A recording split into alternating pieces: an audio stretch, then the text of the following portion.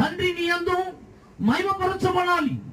దానికి క్రియాపూర్వకముగా కార్యాభివృద్ధికి పరిశుద్ధాత్మ దేవుడు అదృశ్య రూపిగా యేసు ప్రభు వారు శరీరధారిగా పనిచేస్తే, పరిశుద్ధాత్మ దేవుడు ఆదరణకర్త అదృశ్య రూపిగా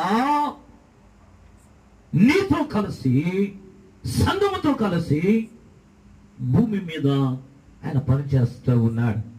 హల్లెలూయా. ఇది నమ్మితే నీ జీవితంలో నువ్వు దేవుని యొక్క మహిమను చూస్తావు. ఏది ఆదరణకర్త, ఆలోచనకర్త పరిశుద్ధాత్మ దేవుడు ఎక్కడ ఉంటాడు? ఆయన అపోస్తల కార్యములు దేవుని వాక్యం చెబుతుంది, ప్రార్థన చేసి యేసు నామమున ఏకీభవించి వారు కూడుకున్న చోట 12 మంది శిష్యులుగా యేసుని వెంబడించి వారు కాస్త 70 మంది అయ్యి, ఏమండి వెంబడించి తర్వాత చివరికి మిగిలి 12 మంది మిగిలిపోతే ఆ 12 మంది కాస్త ఏమయ్యారు? మేడగదిలో 120 మందిగా మారారు.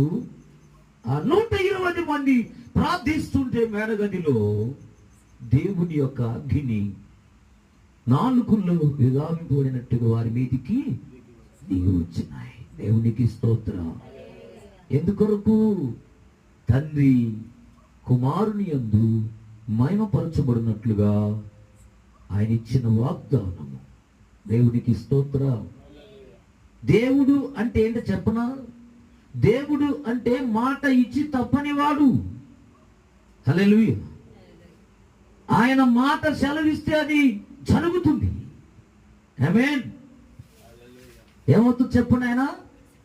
ఆయన కలుగును గాక అంటే కలుగుతుంది. దేవునికే స్తోత్రం. ఆయన సెలవిస్తే చాలు కార్యము నెరవేర్చబడుతుంది. హల్లెలూయా. వెంటనే ఆజ్ఞాపించాడు యేసు ప్రభువారు. ఏమంటున్నాను?